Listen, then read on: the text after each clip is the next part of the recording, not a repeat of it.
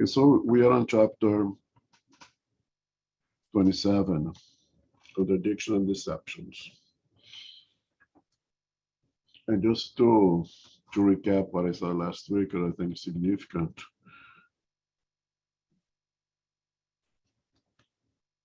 We need to put ourselves back in the historic perspective of the time of this book, the time of this chapter. That the doctrine was still a newborn. I haven't taken its first steps yet.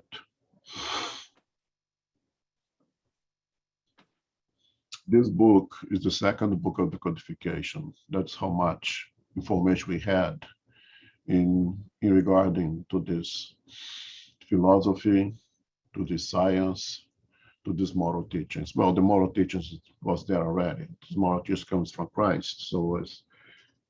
But the explanation, the breakdown of those teachings of Christ is also new, right?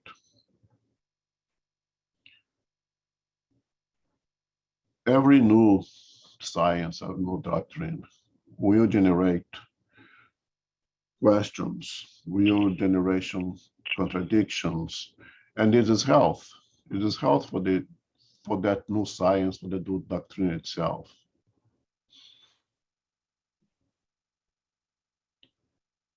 Kardec does not deny them.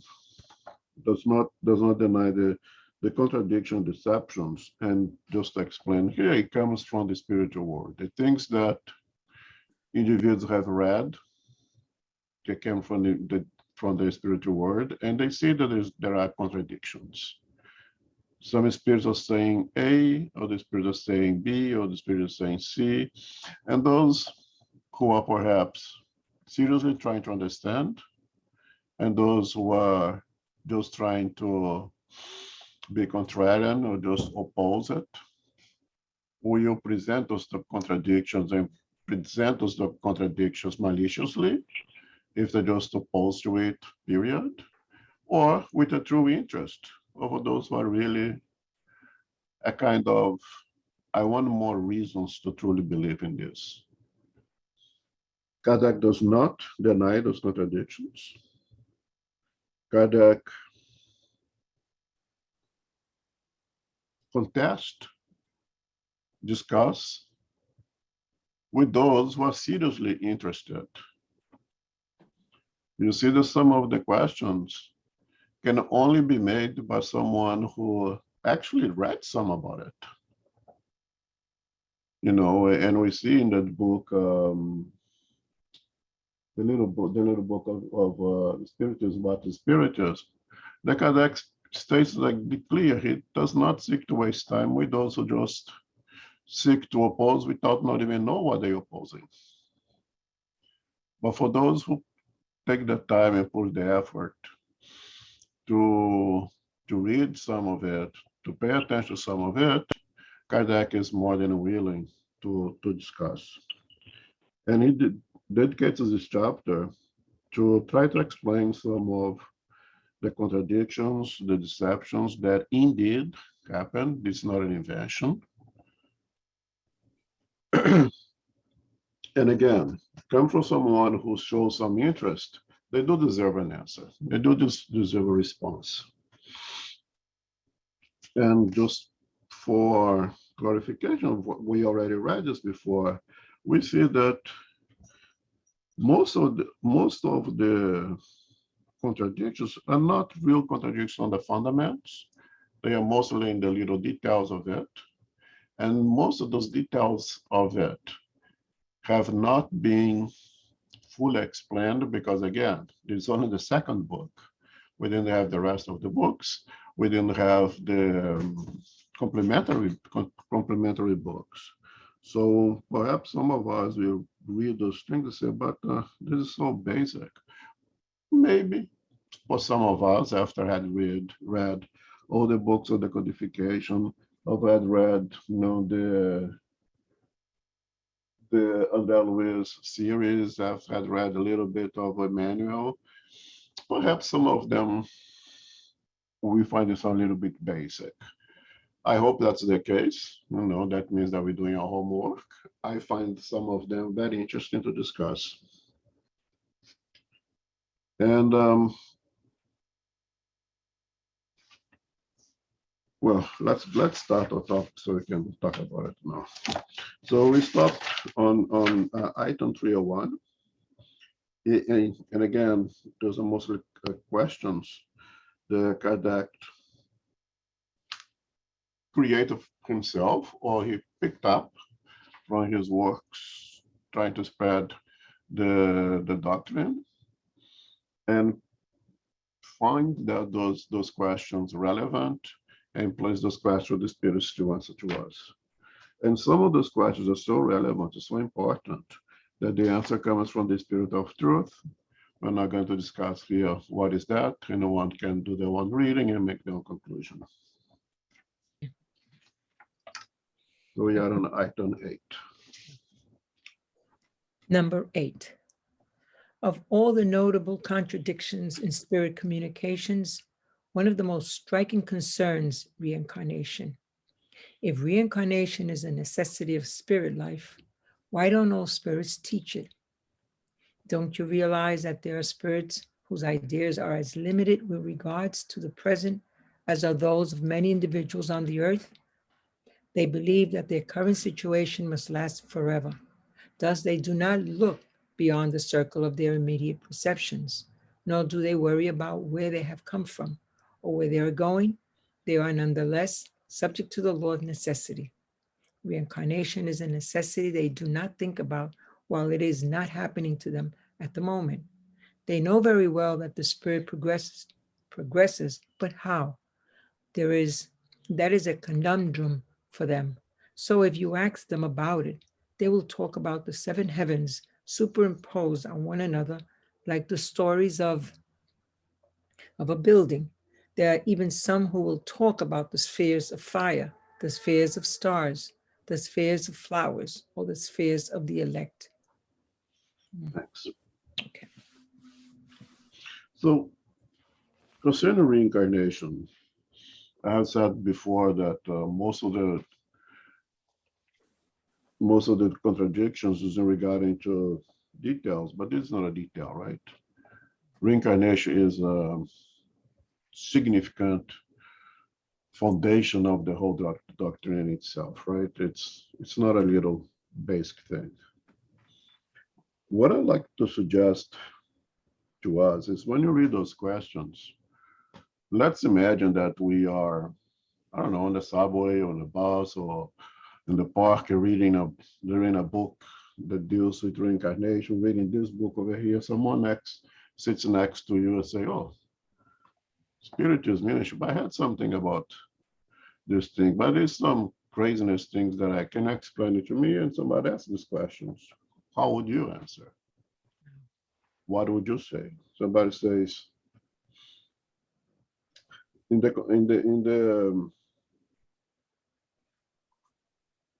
topic of reincarnation, if reincarnation is a necessity of a spiritual life, why don't all spirits teach it? Let's assume that somebody asks you that. And let's assume that you believe that person is serious, really trying to understand what you the answer. Of course, we're not going to give each one an answer out loud here, but just think of it and can think of it for all of those questions as well here. What would you say? Mm-hmm. Now, who are the spirits? It's us without a flesh. How can we speak of things that we don't know? So first, you have to know a little bit and have a sincere desire to share what we know. Right? We cannot speak of the things that we don't know. So most of us, I like to believe that most of us living in this planet today, the 8 billion of us, doesn't really know of reincarnation.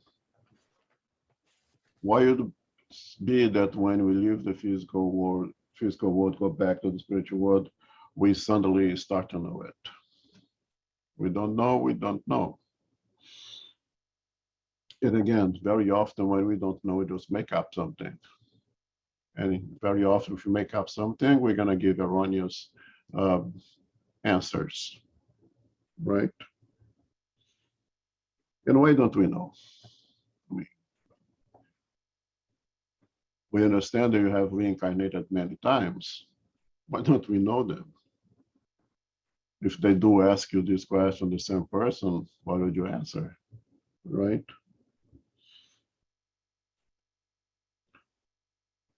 It's because our mind is so attached to the very last reincarnation that all our understanding and knowledge becomes very dominated by what you have learned, what you have believed, what you have understood on that very last reincarnation. If we do understand the reincarnation now, going back to the spiritual world, you continue to understand that. Someone who is completely opposed to this necessity of the spirits put over here, we will continue to oppose it. We will continue to deny it until comes a point that we learn better.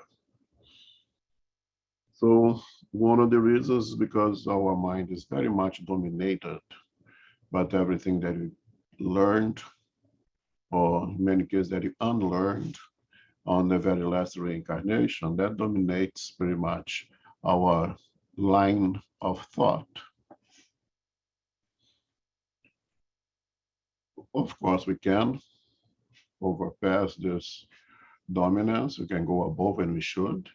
But most of us are very attached, have a very strong to the identity that you carry from the very last reincarnation. Becomes hard to let it go and assimilate new things.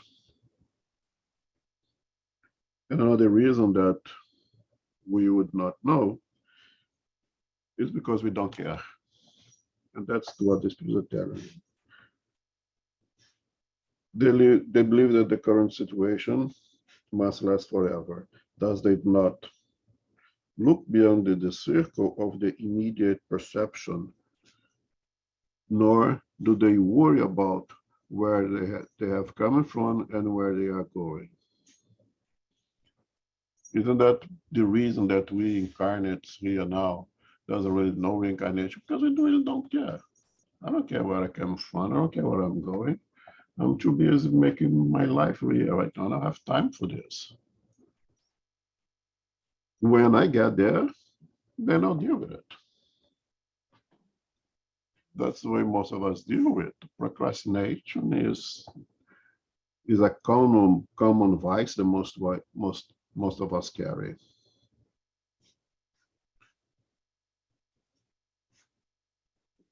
So when spirits give us messages, they will tell of what they know, or they will tell of what they want us to know. They may not want us to understand it fully. And that may be for different reasons that we're going to discuss, but when one of them is because they want to be deceiving, or from the good side, it may be that they feel they were not ready to receive all that light, and they have to break down the knowledge, the understanding, to a level of enlightenment, of ignorance, if you prefer. And we're going to discuss that later as well. Questions, comments? And just to complement here, on the very last part of it here, when say there are even some who will talk about the sphere of fire, the sphere of stars. Again, the mind are consumed by the pseudo knowledge that they gained on the previous reincarnation, and that pseudo knowledge dominates their mind, and they are unable to go beyond that. They are unable to get out of that box where they place themselves into.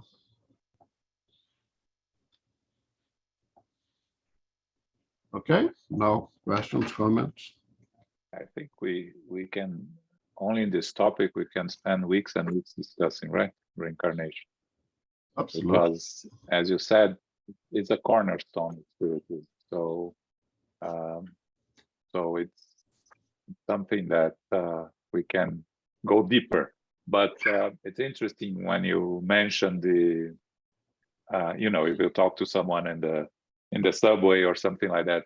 On Friday, when I was arriving in the morning to work, this guy that I took the elevator with me, he asked me, "Oh, you are from that spiritualist place, right?"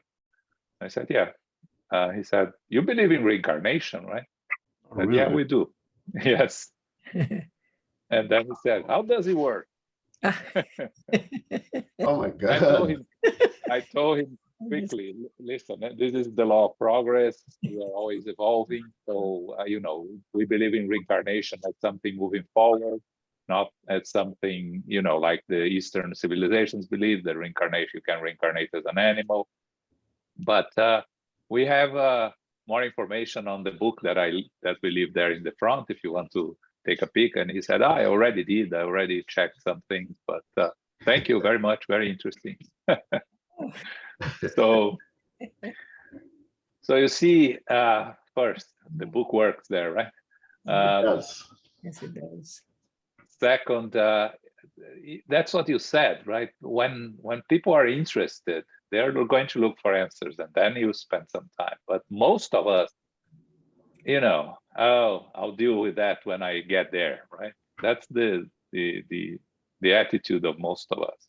Or we have some preconceived ideas that we have a lot of difficulty in getting rid of. So, like Amos said, when we go back to the spiritual world, you don't change, right? So if you believe that the earth is flat, you continue to believe that the earth is flat until someone proves you differently and you accept it differently. But again, when we discuss spiritism, reincarnation has to be in the forefront of the concept, because without it, the whole theory, the whole building blocks of spiritism falls down, right? So if you don't accept reincarnation, it's very difficult to continue studying spiritism, in my opinion. Again, possible, everything is possible, but it'll be very hard, right?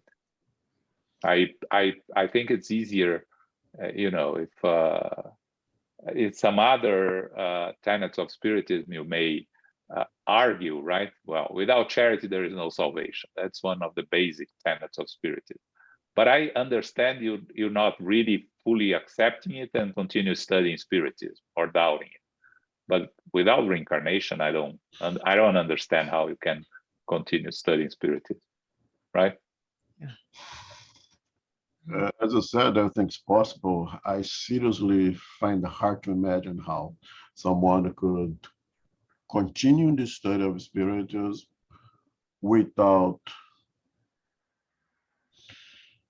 not fully accepting the necessity, the law of reincarnation. You may even not see as a law, but that's as far as I can go. But yeah, everything is possible. Yeah, and I've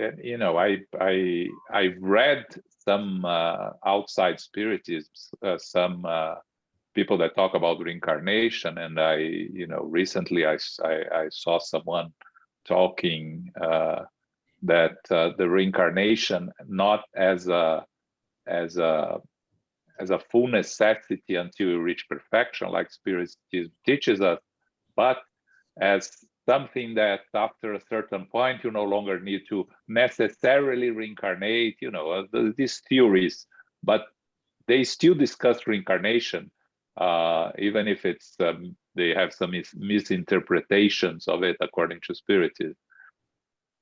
But in the work of André Luiz, in the work of Manuel Filomeno de Miranda, in Planetary Transition, when Manuel Filomeno de Miranda meets, they are preparing the team to go to rescue the victims of the tsunami.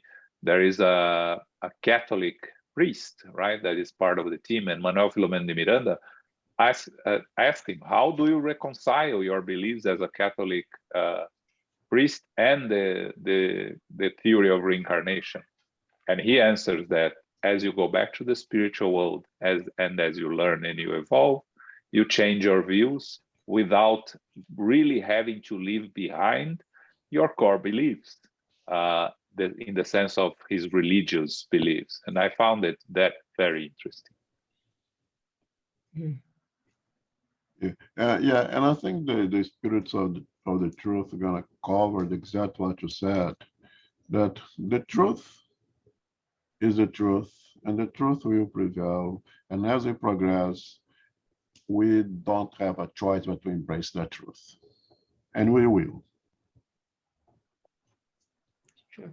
Now, I like that they reinforced my position over here of somehow be a little bit prepared to meet people along the way who put questions to us. I mean, those are questions that are placed to Kardec, and if somebody asked Kardec, why they would not ask us? And be ready to answer some of those questions for the interest of the individual and for the interest of the doctrine as a whole.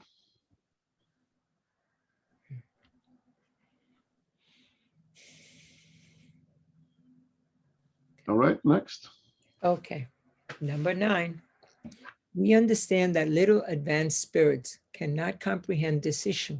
But why then are there spirits who are obviously little advanced, but morally and intellectually, but who spontaneously talk about their various existences and their desire to reincarnate in order to expiate their past?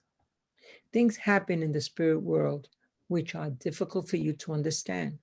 Don't you know individuals who are ignorant about certain matters, but knowledgeable about others, who have more discernment than education, and others who have more wit than discernment?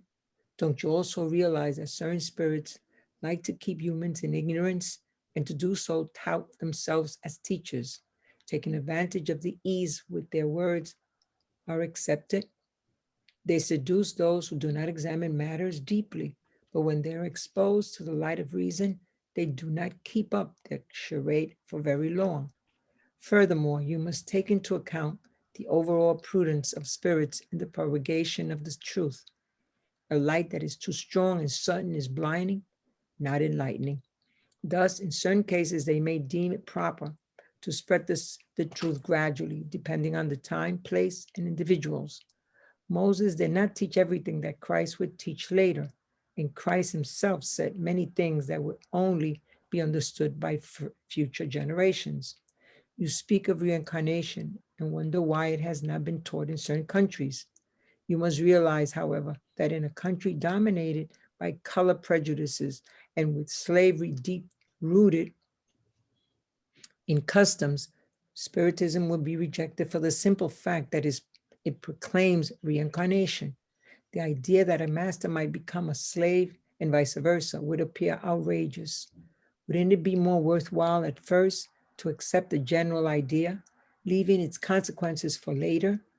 O people, how short-sighted you are in appreciating the designs of God. Know then that nothing is done without God's permission and without a purpose that you often cannot fathom. I have already told you that Spiritist belief will become unified. You can be certain of it. The disharmony is already less profound and will be erased little by little as men and women become enlightened, and will disappear completely because it is God's will, against which no error can prevail, the spirit of truth. Thank you. Okay.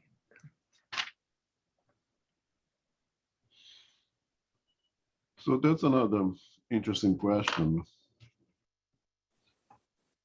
But there are individuals that when you look the background in terms of education, as in book education, as how many degrees they have, how many diplomas they have hanging their walls, you see that they have no diplomas hanging their walls. Their former proper education and time spent in the school is very limited.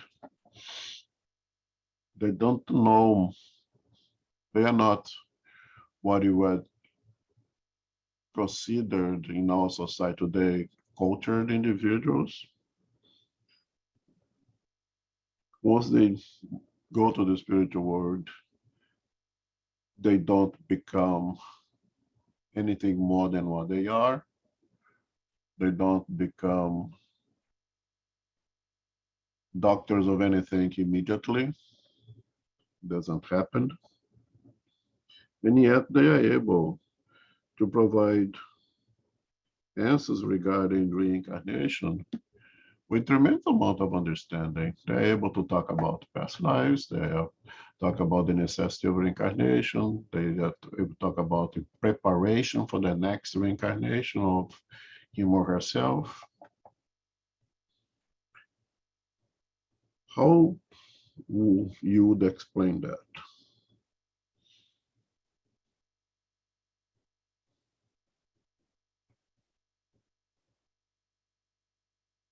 Okay.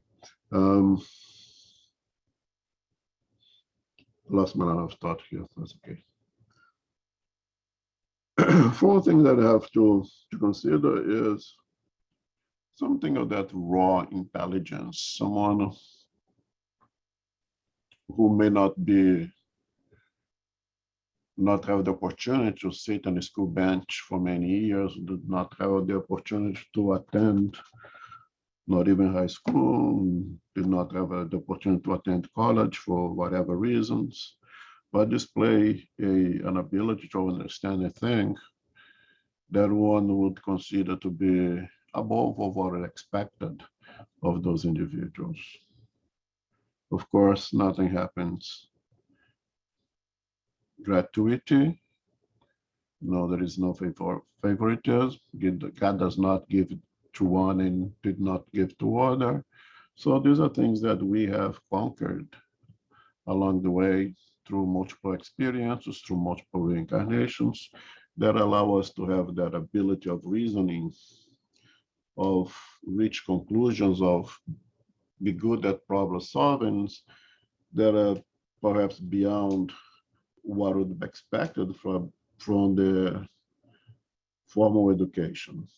I think we all have met individuals like that. A very easy example that we have is Franciscan Xavier and Devout Pereira Frank, that without that many years of school years are able to discuss, are able to enter in arguments that would easily be classified as intellectual discussions for someone who has at least college degree. Just by the ability of use a difficult language that's Portuguese, so corrected and at a eloquent level, tells that this individual has that raw intelligence already. And of course, God did not give it to them. They conquered that through their own work.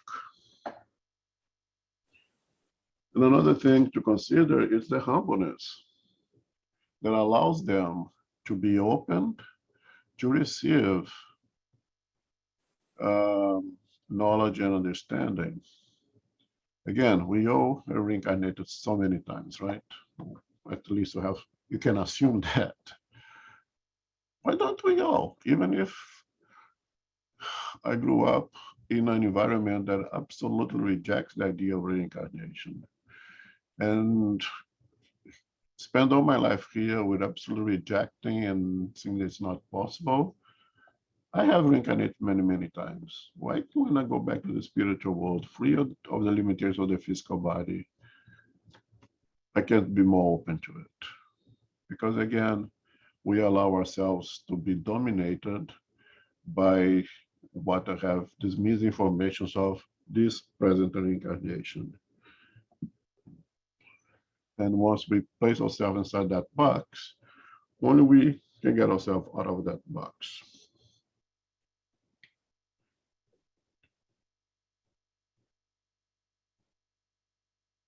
So the spirits, when they provide us information, those who are less humbled, they can easily get out of that box.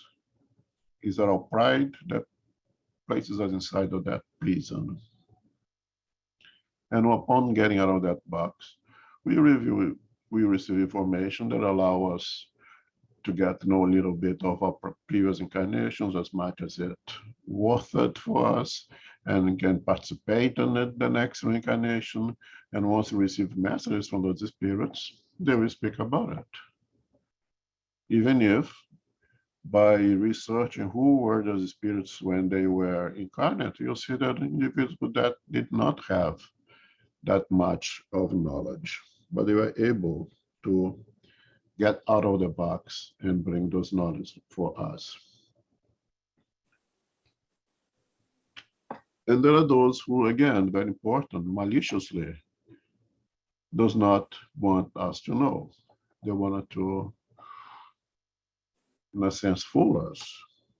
You know, don't you also realize that certain spirits like to keep humans in ignorance, and to do so taught to themselves as teacher, take advantage of the ease in which their words are accepted?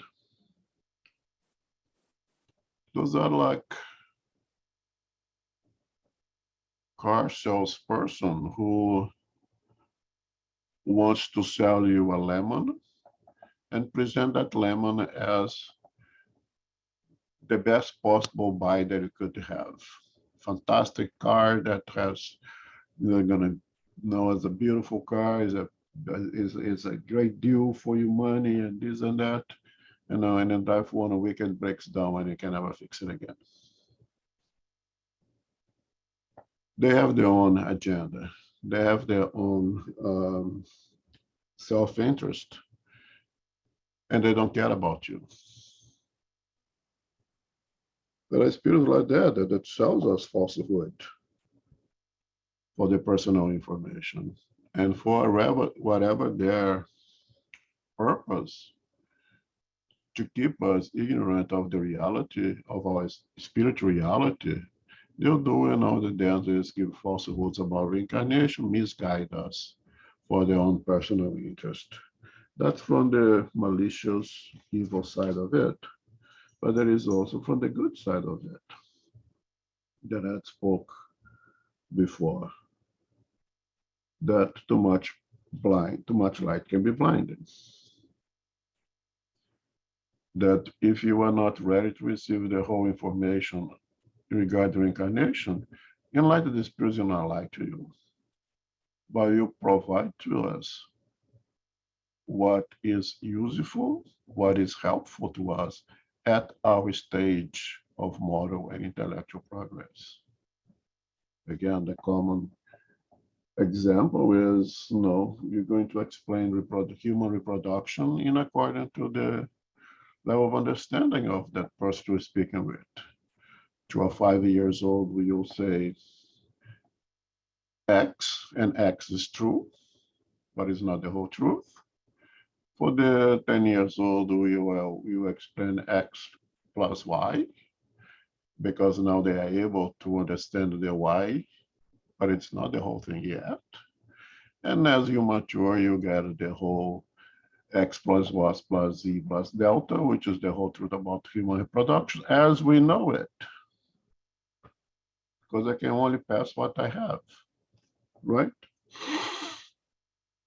But to give the whole description of human reproduction to a 5 years old will be counterproductive. You'll do more harm than good. And it is our responsibility as more evolved spirits to provide the less evolved spirits what is good for them and not what could be detrimental to them. So then at the spirits will break down in accordance to our level of understanding of our ability to assimilate things. How much can we handle?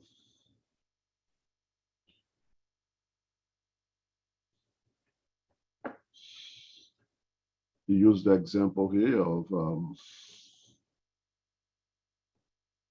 fully speaking of reincarnation, bring out the truth of reincarnation to individuals in a country where slavery is still is still present? How would they accept the idea that the slave owner could be reincarnated as a slave him or herself? How would they be able to deal it with this truth that the slave that today you abuse, that you are mistreat, may one day be the governor of that state, be the master, and you may be the slave. Those realities are very hard and will be rejected, and it would cause more harm than good. So the Spirit of Truth says we have to break that down. We have to give what they can handle that moment, give a basic general idea of things, and allow progress, allow time to do its little trick until all will be able to understand those truths. And reinforce what I have said, that when it says, how short-sighted are you in appreciating the designs of God? Know then that nothing is done without God's permission and without a purpose that you often cannot fathom it. I already have told you that spiritual belief will become unified.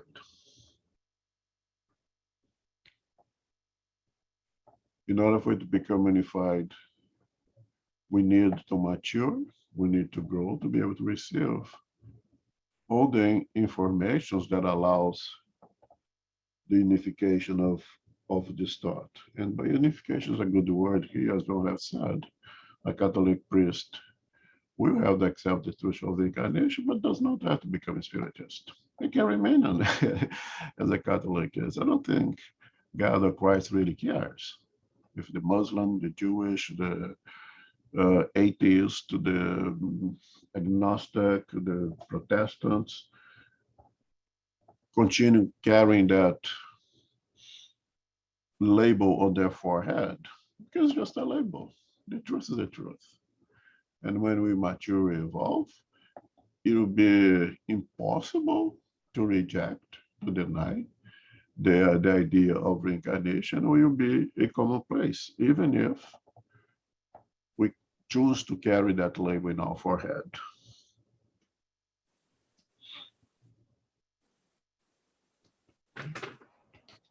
Okay, questions, comment? I think I posted on the chat an interview with Dr. Alexander Moreira Almeida, who is in the forefront of the scientific research on spirituality in Brazil. I think in terms of spiritism, he's the most knowledgeable scientist, spiritist scientist. And he gave a lecture, an interview with Jeffrey Mishlove on his new book, Science of Life After Death. It's very interesting and worth watching, because he talks about, the proof is there, but many people refuse to accept in the scientific community, and he explains why. And I think it talks a little bit about, what we just discussed, right? It's not really the knowledgeable that are going to become more convinced easier, because the more knowledgeable you are, in general, the more proud you are of your knowledge, and the more difficult is for you to accept new realities and new truths. So I think it's much easier for someone that is more humble and less knowledgeable to be open and accept these truths and become more comfortable with it. So that's one thing. If you can, it's on the chat. If you can click the link, because after we close the meeting, it's going to disappear. And watch it. It's very good. It's a 50-minute interview. It's interesting here when he talks about countries that have, that still have slavery dominated by color prejudice and slavery deeply rooted. He's talking about the U.S. here. That at that time, 1861, or when this was received, 1860, 1861, spiritualism was spreading fast in the U.S. There were, according to Kardec, in the Spiritist Review, there are more than 4 million spiritualists in the US at that time, but the concept of reincarnation was not really widespread.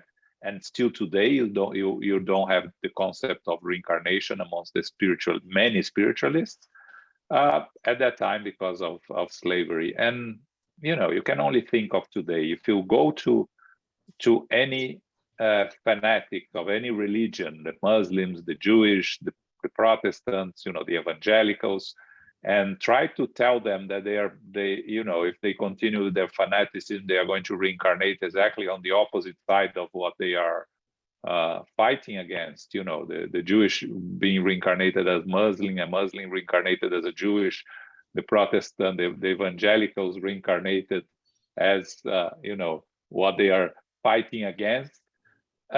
You get nowhere, right? It's the light that is too strong and blinding. Actually, the light that is too strong causes a reaction, right?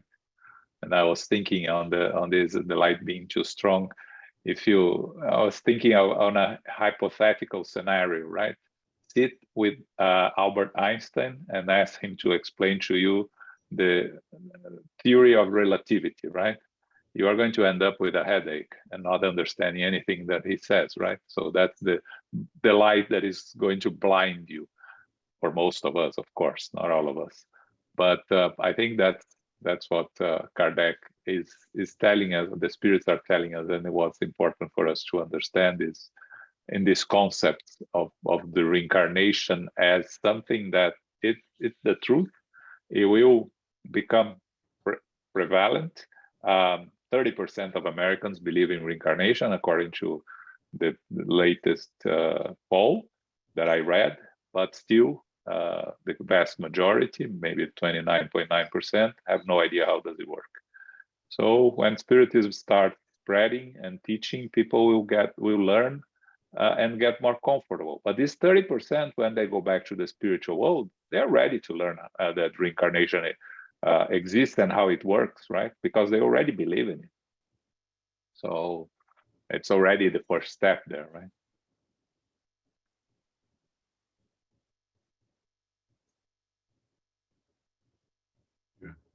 Anybody else? All right, number 10. Number 10. Don't the erroneous doctrines taught by certain spirits retard the progress of the true science? You want everything to be problem-free, but you must remember that there is no such thing as a field without weeds, which must be uprooted by the farmer. These erroneous doctrines are a result of the low order of your world. If humans were perfect, they would accept only the truth. Errors are like fake gemstones that only a trained eye can detect. Thus, you need training to distinguish the truth from the false. Well then, erroneous doctrines have the purpose of enabling you to separate truth from error. Don't those who accept error hinder their own progress? If they accept error, it is because they are not yet sufficiently advanced to comprehend the truth. Thanks. Yeah.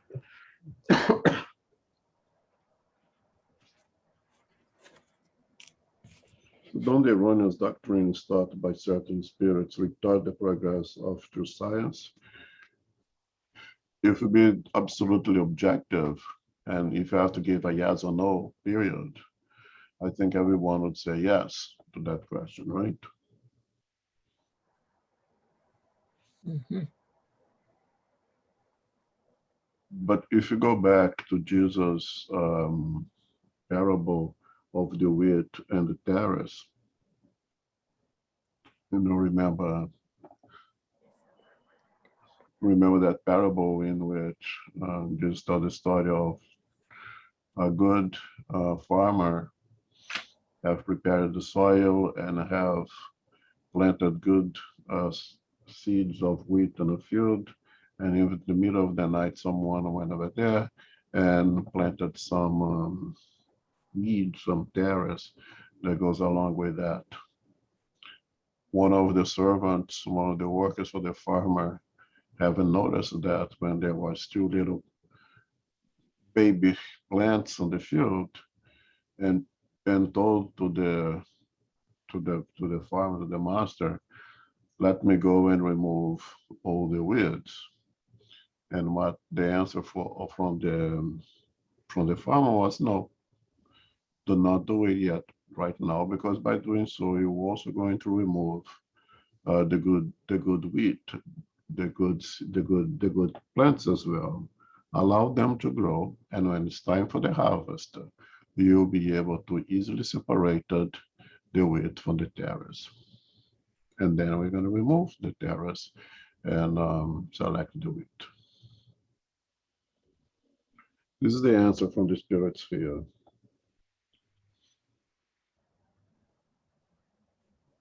The farmer knows through experience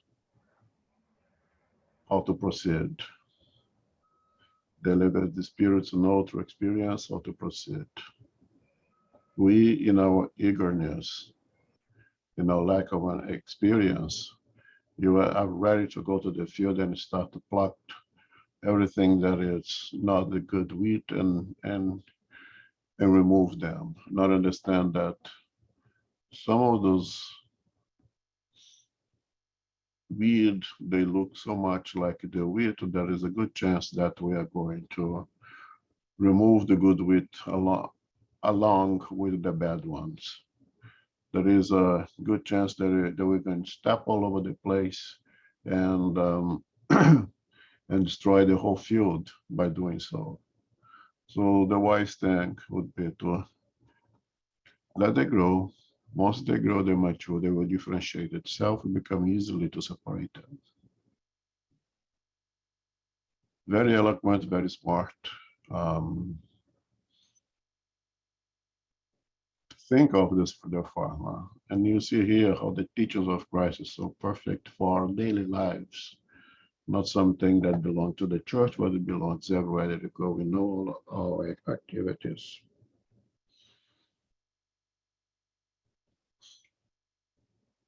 You want everything to be problem-free. If everything is problem-free, how do we gain the ability to solve problems? We can only solve problems by having exposed to problems so can be able to work on them.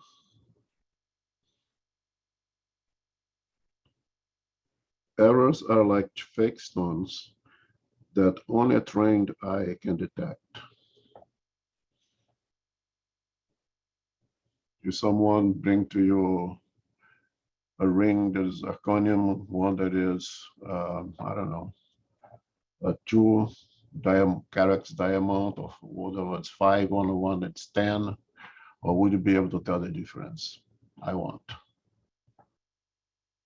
But a trained eye, you'll do that. You easily discard the zirconium, and we categorize the characters of those diamonds by having the trained eyes. So a smart person, if have to deal with the situation, not being expert in diamonds, what do you do? They would bring to a jeweler who is expert in it. And they will guide us, they will help us. One of that we might do for financial interest, but in either way is an exercise of humbleness, because it can be so full of ourselves and then they pretend that you know and expose ourselves to ridicule. To pick up the zirconia thing, that's the highest quality diamond among them all, right? So indeed, I personally believe that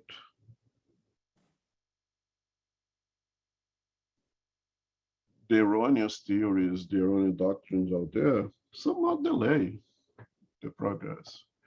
But they exist, they do exist for a reason. And what that delays really means in terms of timing for eternal beings. But won't that delay be necessary for us to understand very important concepts? You know, it took 40 years for Moses to bring them from the Egypt to the promised, so-called promised land, where they could have done, what is that, some few months, João? Yeah, they could have done it 30 days, maybe. Yeah. And took them 40 years. And more important, Moses didn't reach the end, right? He died before. Yes. So time is very precious, but it has to be wisely used. And sometimes spend that time dealing with problem solving, make us smart, to want to recognize, to be able to differentiate the wheat from the tares, and make us smart to deal with problems when problems arise. And you can only do that if we're exposed to problems. Don't those who accept errors hinders their own progress? If we have to make an absolute answer, yes or no, the answer would have to be yes. Right? But we are not dealing with absolutes over here because we are still in a pattern of progress. If we do accept errors, it's because we're not really advanced to comprehend the truth. What's hindering us? What's stopping us to fully comprehend the truth? It could be just plain ignorance, but not evil, and it's a sense of not knowing better. You know, we can fool someone because someone does not know much yet.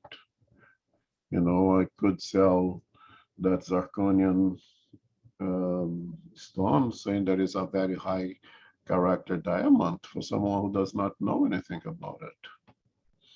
That's just plain not understanding.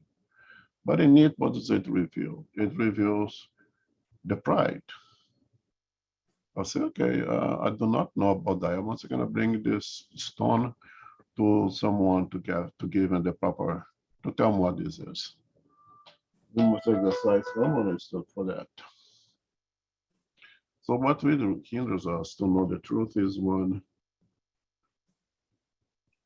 just playing ignorance in a sense that we have not matured enough to understand things better. And the good spirits will provide to us as much as we can handle. But there is also the bad side of this, that very often we have access to that truth. Very often this is there for us to understand.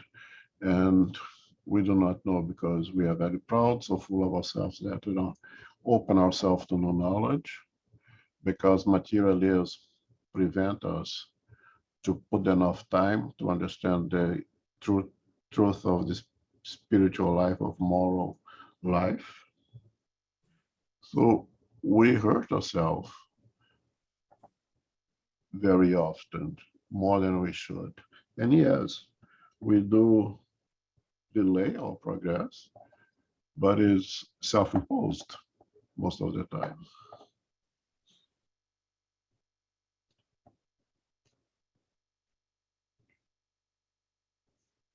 Questions, comments?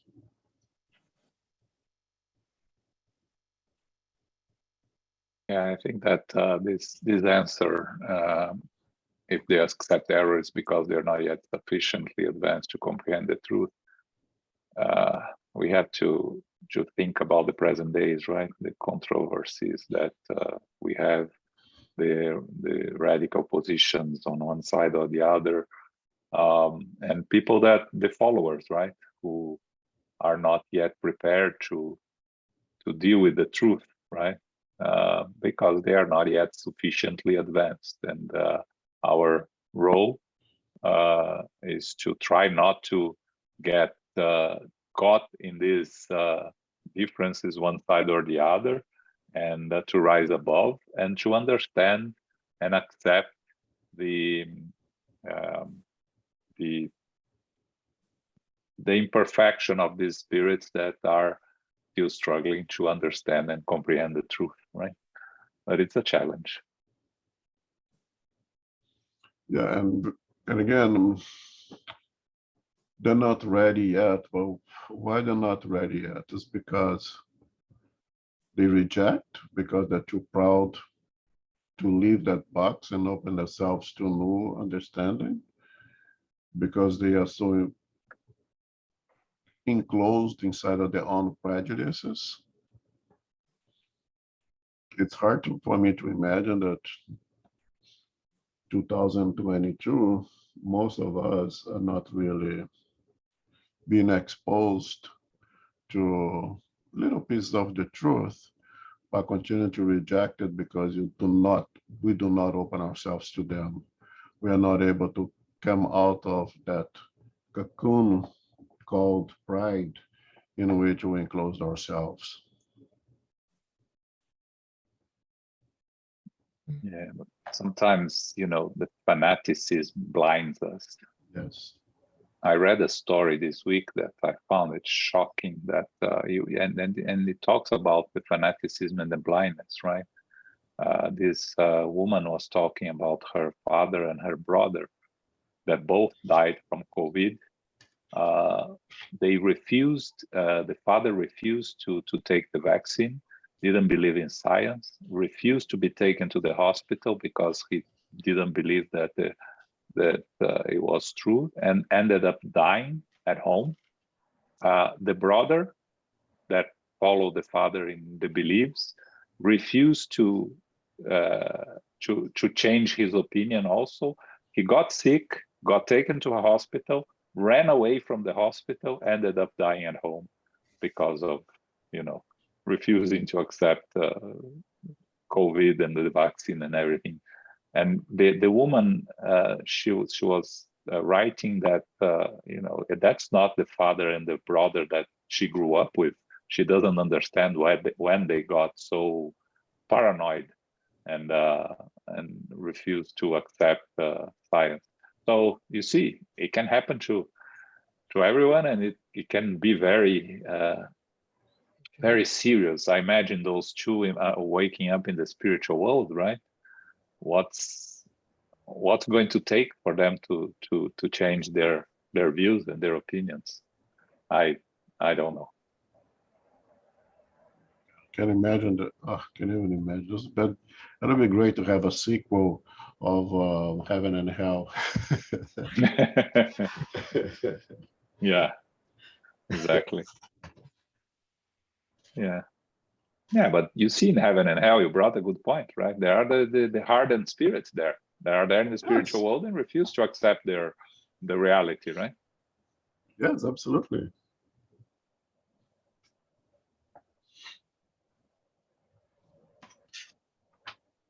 All right, 302 now.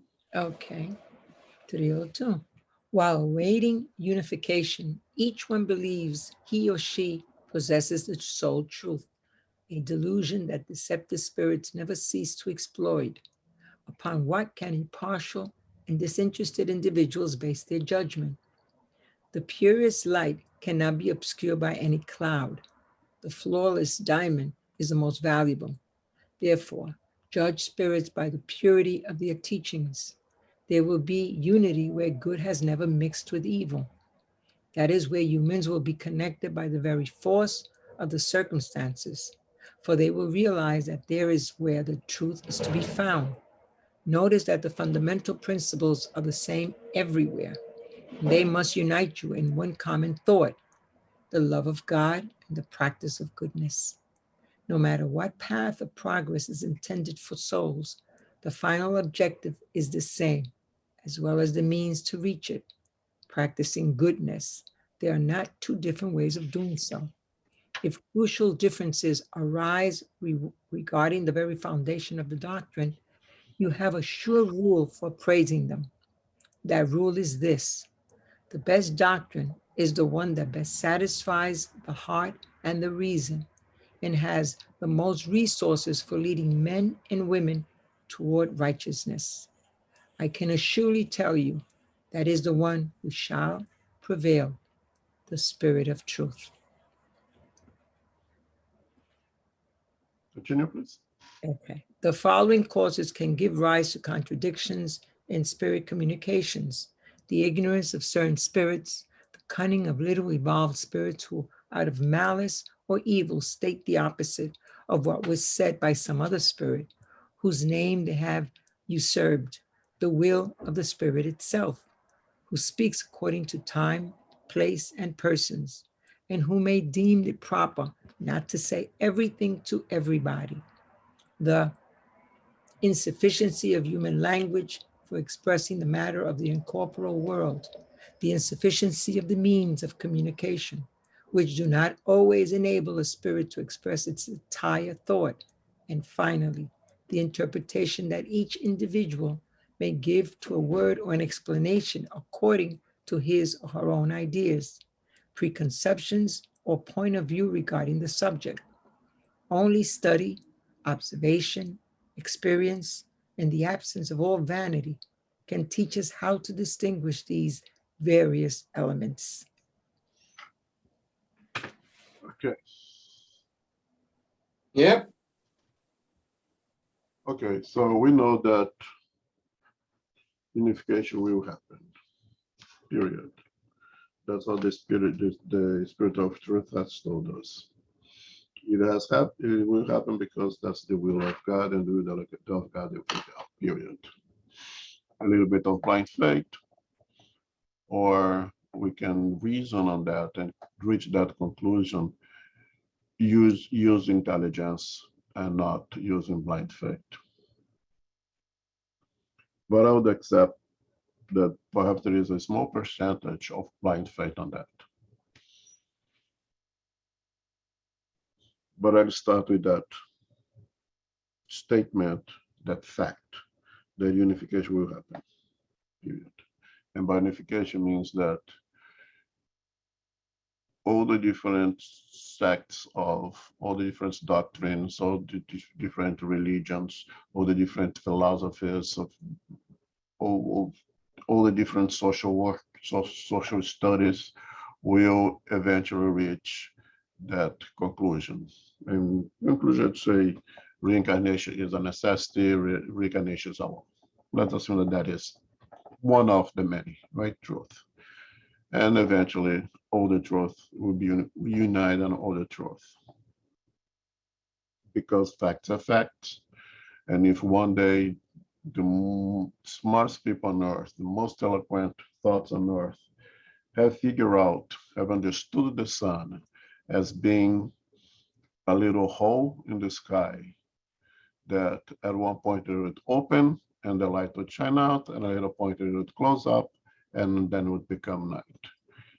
Very eloquent thought process, they figure out the sun. The sun never stopped being what the sun is.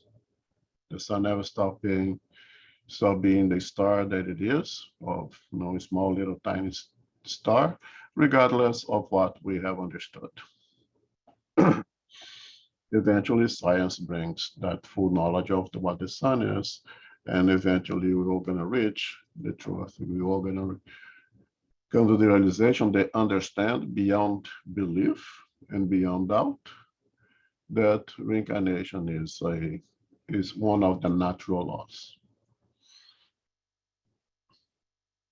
But upon reaching there, we may not again have to change the label that we place in our own forehead. But while we get there, each one believes he or she possesses the soul truth, a delusion that deceptive spirits never cease to exploit. Upon what can impartial and disinterested individuals base their judgment? I think it's a very good question. Remember the parable created by Emmanuel regarding the truth, when everybody kept asking him many times, tell us about the truth, tell us about the truth. And finally, he created this parable that everybody was bothering God. We want the truth, give us the truth, give us the truth. And God said, all right, you want the truth, I'll give it to you. He wrote all the truth in a big block of glass. And from the high up, it picked up that truth, written that big block of glass and threw down from high up to earth. And upon hitting the atmosphere, like happened to all the objects that had reached atmosphere, it broke down in many pieces and fell down. Tiny little pieces spread out to the whole planet Earth.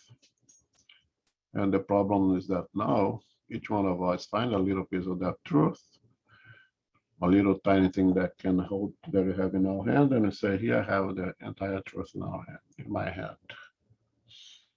And in reality, you just have that little tiny piece of it.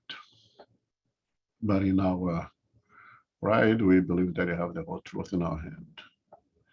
And not understanding that we can only know the truth when you put all those little pieces together, which we want happen when we free ourselves from pride and from selfishness.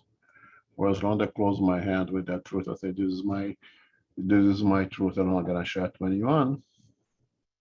We are not going to have the whole piece of the truth, the whole puzzle put together, and the whole truth, and the whole truth given to us. God already gave to us. Now it's us who have to do the work of find that little piece, exercise our intelligence and our free will, and then sharing with others who have found a little piece here and there and put it together for the common good and for our own good. But meanwhile, there are those who wants to have personal interest and try to exploit our seeking for that truth, and we become praised for deceptions of delusion. What to do? Now, pure is pure.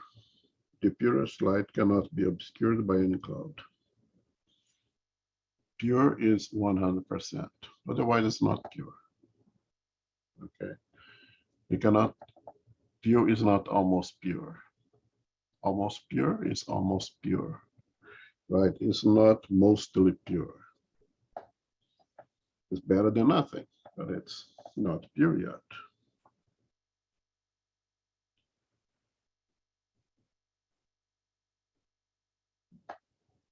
The most high order spirits, except for Jesus, who was perfect, they're not going to present to us the whole truth because they don't have themselves yet. They're not pure yet.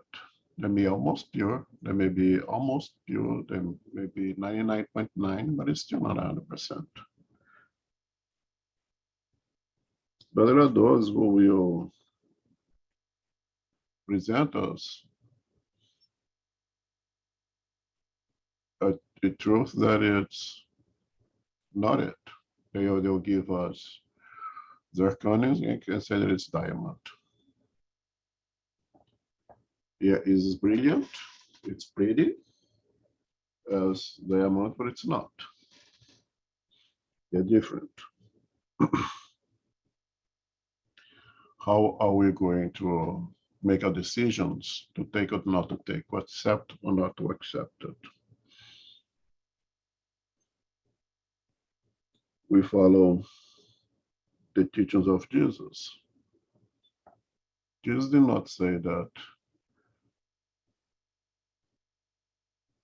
his disciples are the ones who call his name. He did not say that the disciples are A, B, C, or D. He stated his, my disciples will be recognized by much loving one another. Didn't say that to be Christians have to be this, to be that. And John had advised us to test the spirit to see if they are from God. So we put those two pieces together, we use that, and we'll be able to judge spirits based on these two statements, I believe. And the spirit of Kardec is Kardec. Therefore, judge spirits by the purity of their teachings. And the purity of these teachings be based on loving one another, truly loving one another, right? the fundamental principles, we already got that. We don't have the doctrine, but you have the fundamental principles. And they are the same everywhere. And they must unite you in common thought. And what is it? The love of God and the practice of goodness. No matter what path of progress is intended for souls, the final objective is the same as well as the means to reach it, practicing goodness. There are not two different ways to do it. So that reminds me of Julio's beach ball, in which we start from the bottom of the beach ball and the objective is to reach the top of it. Now, being at 360 degrees, we have so many different ways of doing. You can go to the right, you can go to the left, you can go to the opposite side, but eventually all gonna lead to the same top of it, of that beach ball. And the only way to reach that is by the exercise of goodness. So we coming back, to Jesus, to the golden rule. Do to others only what would you like others to do to you in the same situation. This is all the law and the prophets. And there's only way to reach it. Practicing goodness.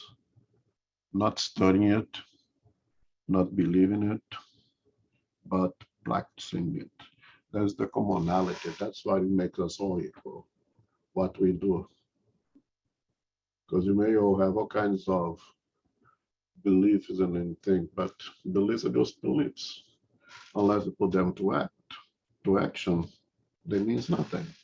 So the practice of goodness. There are not two different ways of doing so. So in order for us to make the judgment, we have to make the judgment. And who to follow, which doctrine to take, we can use that. For whom is that coming from?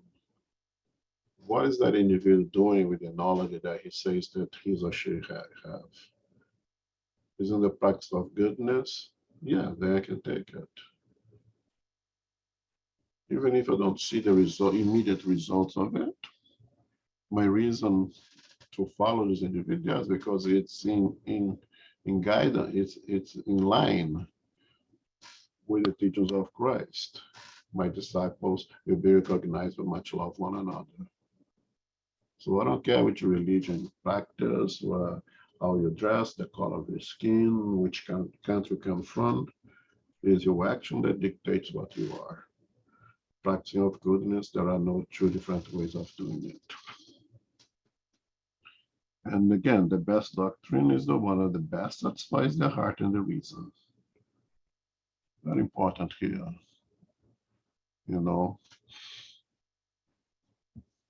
You have to unite the intelligence of the heart and the intelligence of the brain, the intellect and the sentiments in an intelligent way.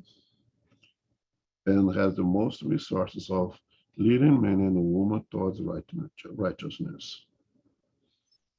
I should tell you that this is the one that will prevail. Because if it's not aligned with reason,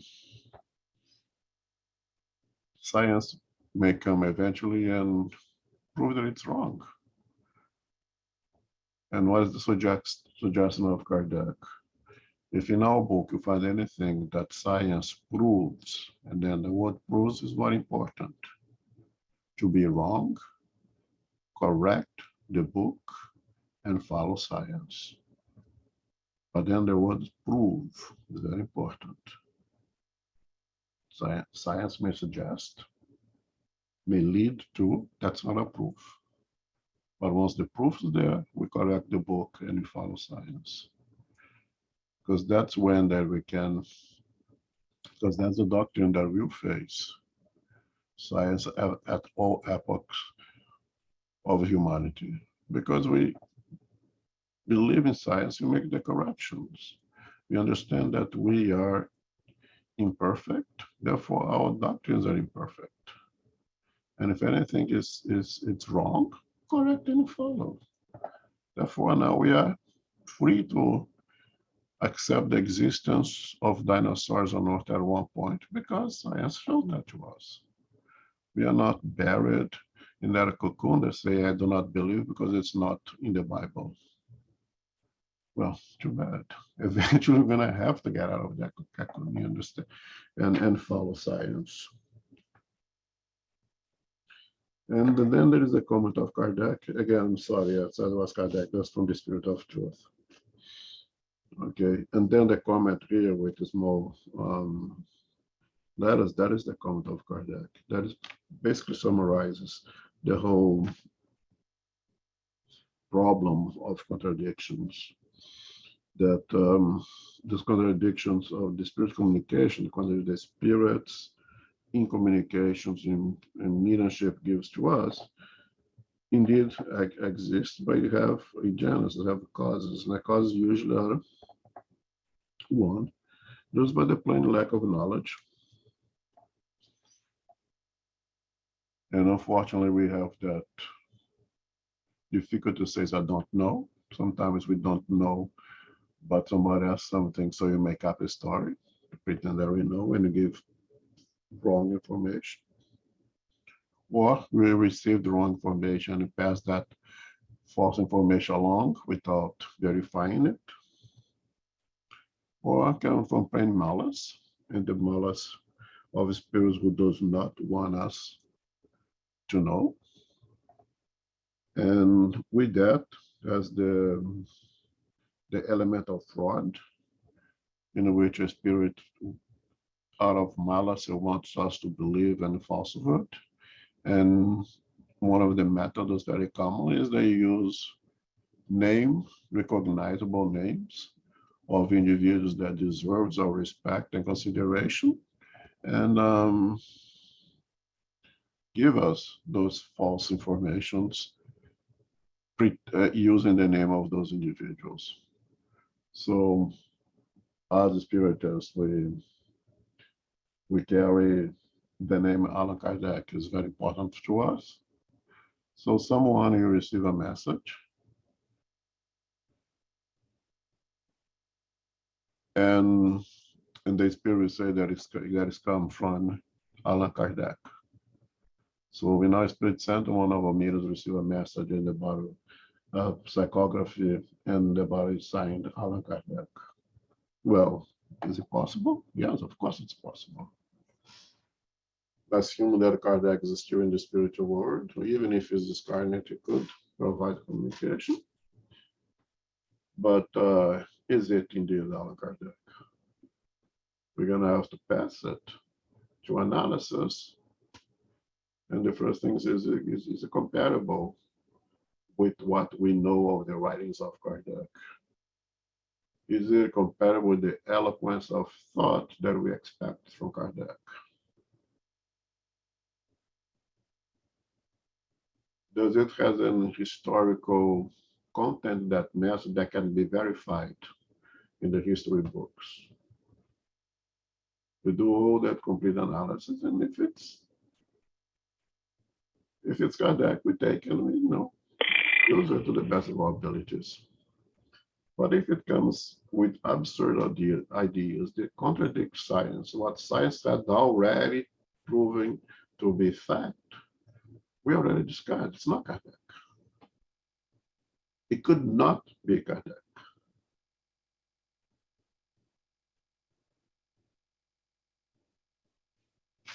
So we have to do that to prevent those frauds, because the name Kardec will catch our attention. We have a tendency to follow up. We receive a message from Kardec. Well, it was signed Kardec, but it's was it really Kardec? They don't have to prove that it is. We have to disprove to prove that it's not. And if you suspect, then we don't take it. Another possibility. Ron said that yesterday in the table discussion of mediumship, the medium is like a vessel. When the vessel is completely clean, the message will come out completely clean. If the vessel is not completely clean, it may not come out completely clean. It may be corrupted by our prejudices, by our pride. And so one of the possible explanation for those contradictions in psychography is that the medium was not able to be clean enough to provide purity of that communication, that we misunderstand, that we miswrite things, especially if you are, either way it could happen, but especially if you're an unconscious medium, could have some of those problems, but even an unconscious medium could happen as well. Or the interpretation of the medium is pure, the message coming pure, but when we read and we analyze, we misinterpret, we confuse things, and we alter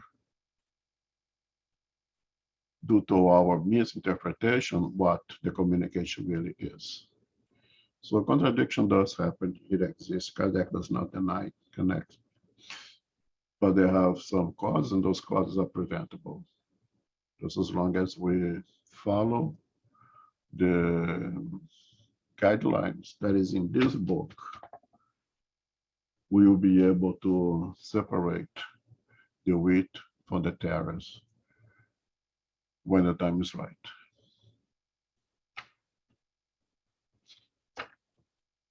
All right.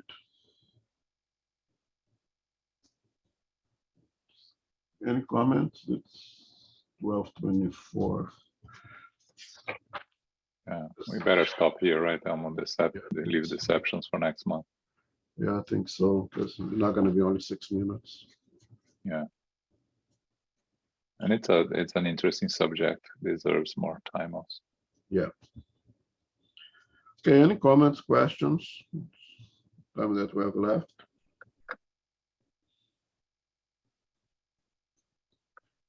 So one of the things that is interesting here is that, we'll make a comment, is that this is a book of leadership.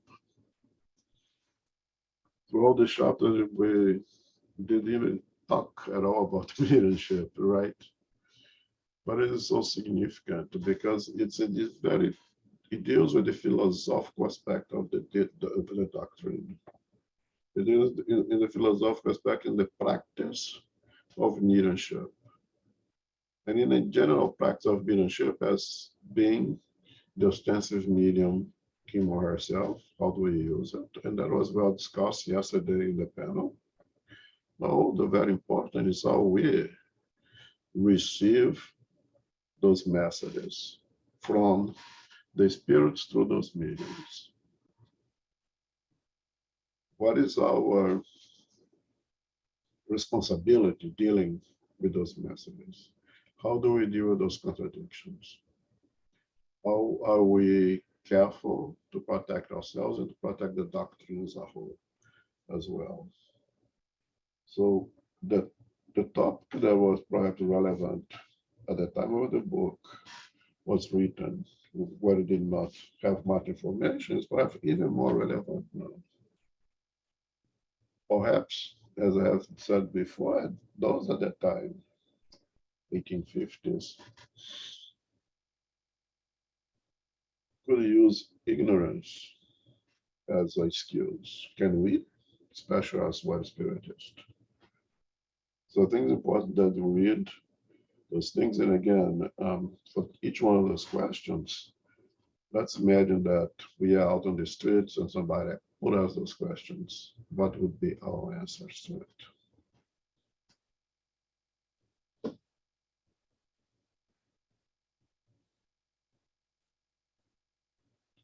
And there is no more comments, no questions. If you have anything.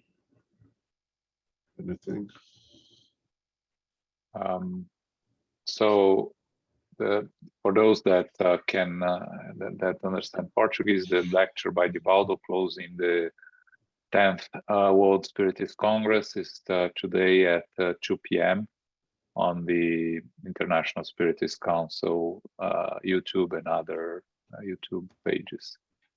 The program from yesterday, the English program, is available on YouTube also. You can find on the International Spiritist Council YouTube the lecture by Jussara on inner transformation and the roundtable about inner transformation and mediumship. That was very interesting. Okay. Next Sunday, we're going to have a Q&A session. It's the 4th Sunday of the month. Okay. And the course Initiation into Spiritism, the first part of it finished. So the second part will be next year. So we won't have any more Initiation to Spiritism this year. I think that's it, Thelma. Thanks.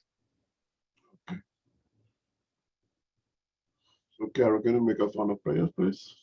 Sure. Thank you so much, Elmo and John and Sarita and everyone today for participating.